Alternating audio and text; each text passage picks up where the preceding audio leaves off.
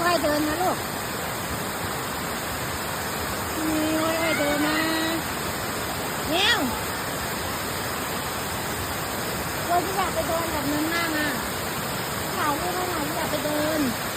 อยากได้รูปเร็ว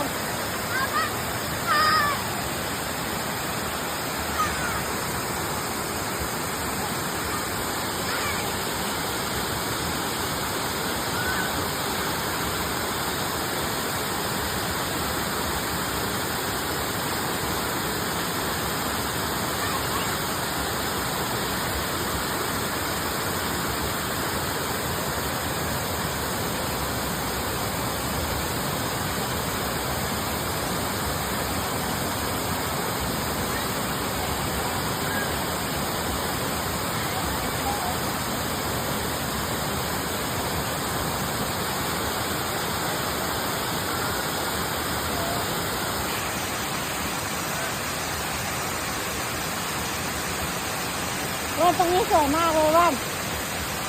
สวยมากเลยตรงนี้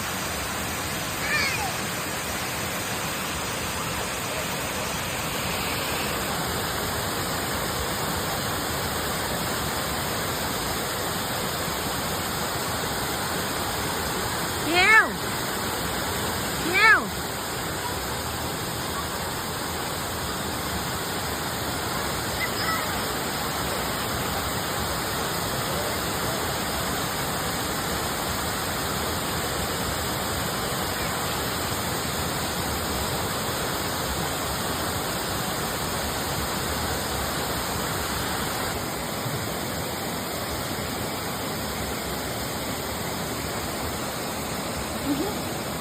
นั่งลง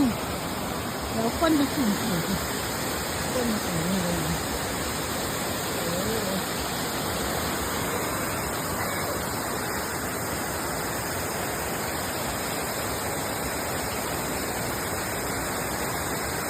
ขาแม่ดำมาก